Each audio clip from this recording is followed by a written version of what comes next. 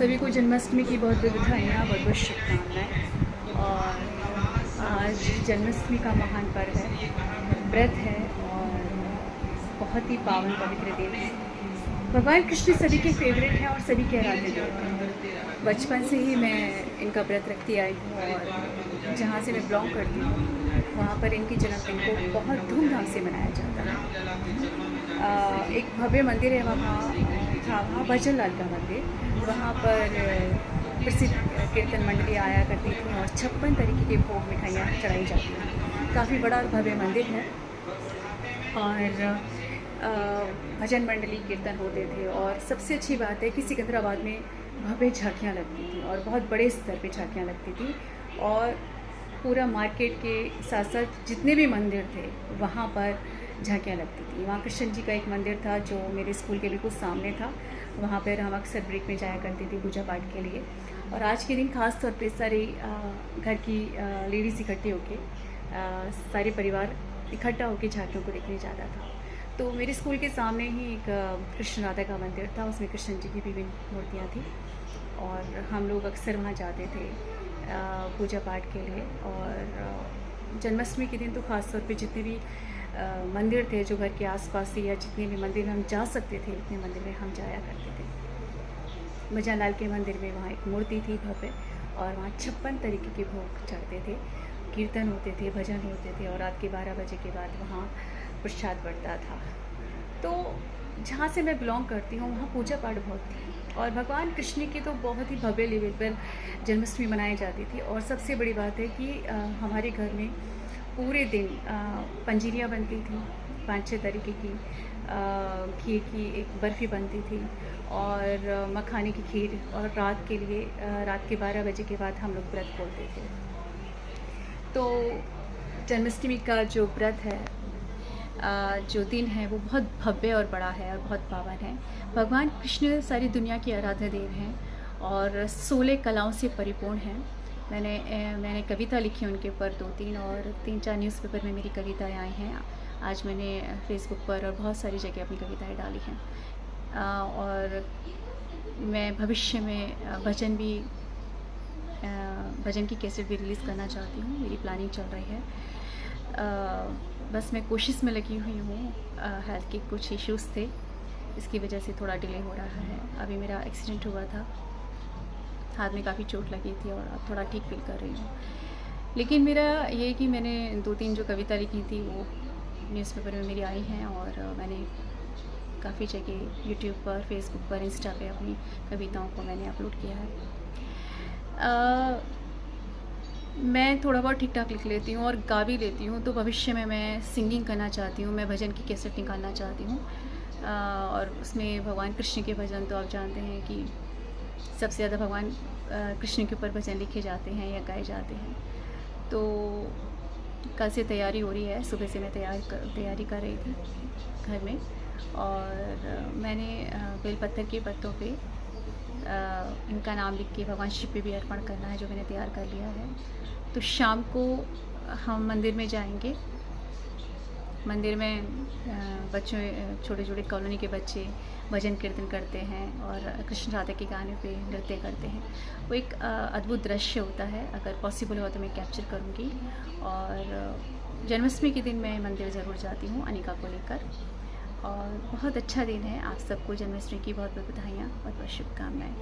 मेरा व्रत है, अब मैं पूजा करूँगी, शाम को भी पूजा होगी और थोड़े टाइम के लिए मैं मंदिर ज़रूर जाऊँगी क्योंकि एक अद्भुत अनुभूति होती है। ऐसा लगता है भगवान कृष्ण साक्षात मंदिर के अंदर हैं और छोटे छोटे बच्चे तैयार होके आते हैं कृष्ण राधा बन के। हालाँकि यहाँ झांकियाँ बहुत लगती हैं लेकिन मैं कभी यहाँ की झांकी देखने गई नहीं हूँ क्योंकि उसके साथ में आपका साथ कंपनी होना बहुत ज़रूरी होता है। तो अभी तो मैं नहीं जा पाऊँगी क्योंकि थोड़ा सा पेन में हूँ मैं, हाथ में बहुत पेन है मेरे और थोड़ा ही काम कर पाती हूँ घर का बाहर का। लेकिन मैं झांकियाँ देखना चाहूँगी क्योंकि एक अद्भुत आनंद की अनुभूति होती है और हम अपने कल्चर के करीब होते हैं। जब हम कृष्ण राधा की और बहुत सारे देवी देवताओं की हम झांकियाँ देखते हैं तो सनातन धर्म का हमें ज्ञान होता है, सनातन धर्म के हम बहुत करीब आते हैं। मैं हमेशा एक बात कहती हूँ कि हमेशा धर्म के करीब रहो, हमेशा पूजा पाठ करो, हमेशा मंदिर जाओ। जब भी आपको लगता है आप तकलीफ़ में हैं, दुख में हैं, आप पेन में हैं, आप मंदिर जाइए, माथा टेकिए, आप व्रत कीजिए, पूजा पाठ कीजिए। और मम्मी के घर का जो मंदिर है वो बहुत भव्य है और वहाँ भव्य तरीके से कीर्तन और पूजा पाठ होती है। तो शायद मेरे घर वाले आप सभी तैयार होके जाएंगे और मुझे वीडियो भी सेंड करेंगे। और मुझे बहुत अच्छा लगता है कि हमारी आने वाली जनरेशन मॉडर्न होने के साथ साथ, मॉडर्न एजुकेशन के साथ साथ वो अपने धर्म को भी मानती है, धर्म और पूजा पाठ में जा रही है। ये हमारी सबसे बड़ी उपलब्धि है कि हमारी जनरेशन मॉडर्न होने के साथ साथ ट्रेडिशनल भी है, पूजा पाठ में जा रही है और अपने धर्म के इतने करीब है। तो ये ही बात मैं बार बार कहती हूँ कि हमेशा धर्म के करीब रहो। अगर आप धर्म के करीब रहोगे, आप कितनी ही दुख में हो, तकलीफ़ में हो, डिप्रेशन में हो, किसी भी प्रोफेशन में हो, 21वीं सेंचुरी है, आपका मॉडर्न होना बहुत कॉमन है, आपका डिफरेंट प्रोफेशन से जुड़ना बहुत कॉमन बात है क्योंकि हम 21वीं सेंचुरी की लेडीज़ हैं। लेकिन अगर आप धर्म के करीब हैं तो आप कभी भी पथभ्रष्ट नहीं हो सकते। हमेशा आप धर्म के करीब रहिए, परिवार के करीब रहिए, परिवार के साथ और सिक्योरिटी के साथ आप हर काम कीजिए, बड़े बड़े काम कीजिए, नए काम कीजिए, लेकिन धर्म को साथ में रख के कीजिए, परिवार को साथ में रख के कीजिए, परिवार की सिक्योरिटी को साथ में रख के कीजिए। तो जन्माष्टमी एक बहुत पवित्र त्यौहार है। भगवान कृष्ण ने हमें ख़ास तौर पे प्रेरणा दी थी कि ज़िंदगी को कितनी खूबसूरत और कितने रंगों के साथ जिया जा सकता है। उन्होंने हमें नृत्य की, कला की, उन्होंने संगीत की शिक्षा दी थी, उन्होंने ज़िंदगी में आनंद भरा था। होली, दीपावली और गोवर्धन पूजा, बहुत सारी चीज़ें का उन्होंने हमें ज्ञान दिया था। उन्होंने कहा था कि मनुष्य का जीवन है तो उसे रंगों के साथ, कलर के साथ जिए, अपनों के साथ जिए। पूरा जहाँ ब्रज उनका अपना परिवार था, बहुत ही भव्यता उनके व्यक्तित्व में थी। और मैं चाहती हूँ कि हर इंसान, मतलब मैं ऐसा समझती हूँ और मेरा मानना है कि हर इंसान को उनसे प्रेरणा लेनी चाहिए कि अपने साथ साथ अपने परिवार को भी लेके चलें, अपनों को लेके चलें, उनकी ज़िंदगी में भी रंग भरें, भव्यता भरें, उनकी ज़िंदगी में कला भरें, सुकून भरें और उन्हें बताएं कि ज़िंदगी कितनी खूबसूरत और कितनी खूबसूरत ढंग से जी जा सकती है। लेकिन हमेशा मर्यादा में रहें, अपने सिद्धांतों के साथ काम करें और हमेशा अपने परिवार को लेके काम करें। तो आपको जन्माष्टमी की बहुत बहुत बधाइयाँ, बहुत बहुत शुभकामनाएँ। अब मेरी पूजा होगी, काफ़ी बड़ी पूजा चलती है मेरी जन्माष्टमी की। आज खास पूजा होगी, शाम को भी पूजा होगी और मैं मंदिर जाऊंगी तो मैं कैप्चर करूंगी अपने लिए, आपके लिए और अपनी खूबसूरत यादों के तौर पर। हैप्पी जन्माष्टमी।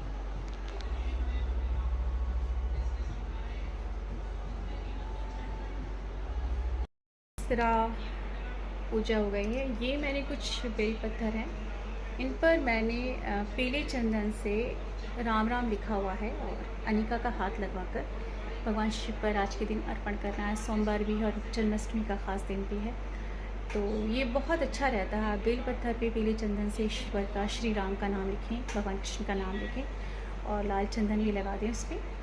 तो और जय श्री राम, जय कृष्णाय नमः कह के आप भगवान शिव पे चढ़ाइए, क्योंकि भगवान शिव विष्णु जी की पूजा करते हैं और राम नाम का जप करते हैं।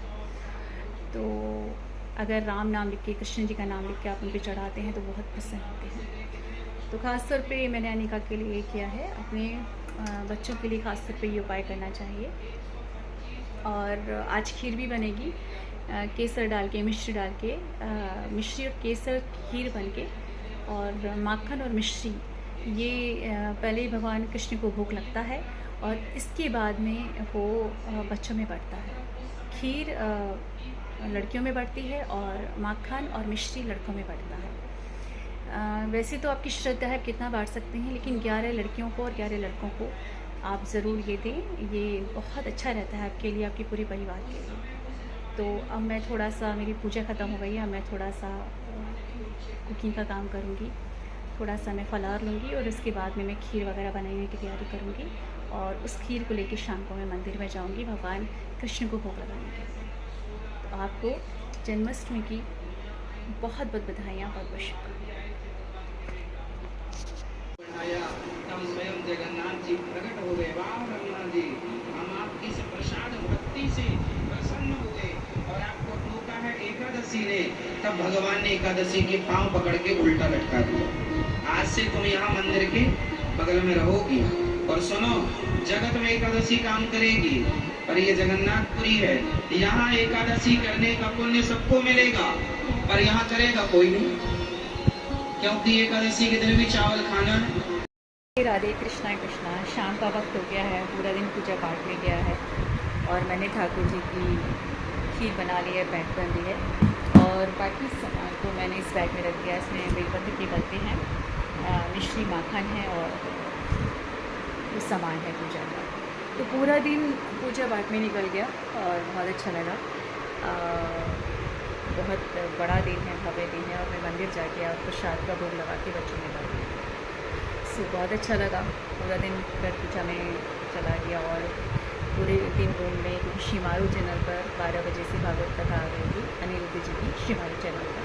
पूरे दिन वो भागवत कथा चली है रूम के अंदर। पूरे कृष्ण जी की लीलाओं की, कृष्ण जी की व्यक्तित्व का वर्णन किया, भजन गाए, बहुत अच्छा लगता है। तो शिमारू चैनल पे रोज़ 4 से 5 पे अनिरुद्ध जी की भागवत कथा आती है, तो मैं तो डेली अपने रूम में लगा लेती हूँ। बहुत अच्छा लगता है, बहुत अच्छा माहौल बन जाता है घर का। एक दिव्यता आती है घर के अंदर। सेकंड, हमें ईश्वर के बारे में पता चलता है, उनके विभिन्न रूपों के बारे में पता चलता है, अच्छी चीज़ों के बारे में पता चलता है। इसके अलावा संस्कार चैनल पर 1 बजे से बागेश्वर धाम के धीरेन्द्र जी उनकी भागवत कथा आती है, वो 3-4 बजे तक चलती है, तो मैं वो भी लगा लेती हूँ।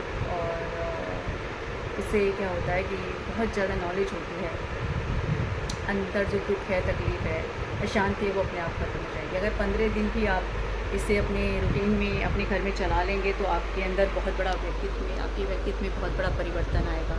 आपके घर में दिव्यता आएगी, आपको बहुत अच्छी चीज़ों की नॉलेज होगी, आप ईश्वर के विभिन्न रूपों के बारे में जानेंगे और यकीन मानिए आपके व्यक्तित्व में बहुत बड़ा परिवर्तन आएगा, निखार आएगा। कोशिश कीजिए कि आप अपने घर में कथा वगैरह चलाएं। और ये बहुत अच्छी बात है कि स्मार्ट टीवी की वजह से हम लोग, पहले बहुत दूर दूर जाना पड़ता था टेंट्स वगैरह में, अपने घर को छोड़ के, परिवार को छोड़ के, जिम्मेदारियों भी बहुत सारी होती हैं, तो घर बैठे ही आपको भागवत कथा सुनने को मिल रही है बागेश्वर धाम की संस्कार पे और अनिरुद्ध जी की शिमारू चैनल पे। तो कोशिश कीजिए आप अपने घर में 1-2 घंटे के लिए भागवत कथा चलाएं। इससे क्या होगा कि आपके अंदर बहुत बड़ा परिवर्तन आएगा। हर इंसान की ज़िंदगी में दुख तकलीफ कठिनाइयाँ हैं, आप उनसे ऊपर आना स्टार्ट हो जाओगे, आपके घर में दिव्यता आएगी, आपके घर में अच्छा माहौल बनेगा। तो कोशिश करें आप अपने घर में सुबह शाम भजन चलाएं, हनुमान चालीसा चलाएं और इसके अलावा अपने घर में भागवत कथा भी चलाएं। तो ये मेरी बहुत अच्छी सलाह है आप लोगों को, क्योंकि मैं तो रोज़ चलाती हूँ। 4 से 5 अनिरुद्ध जी की आती है, इसके अलावा बागेश्वर धाम भी आते हैं संस्कार पे 1 बजे से, तो वो भी मैं चला लेती हूँ। जिससे क्या होता है कि मुझे बहुत नॉलेज होती है और बहुत ज़्यादा आत्मिक ज्ञान, आत्मिक शांति की प्राप्ति होती है।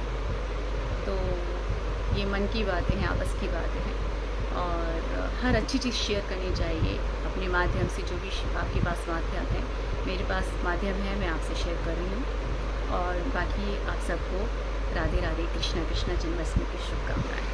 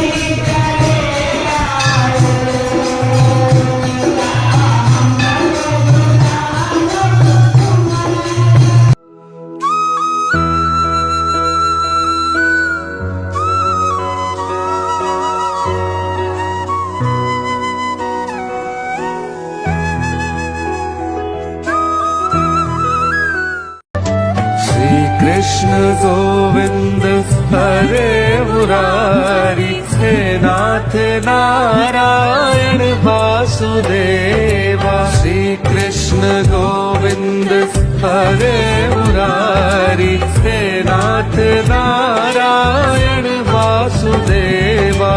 तू ही है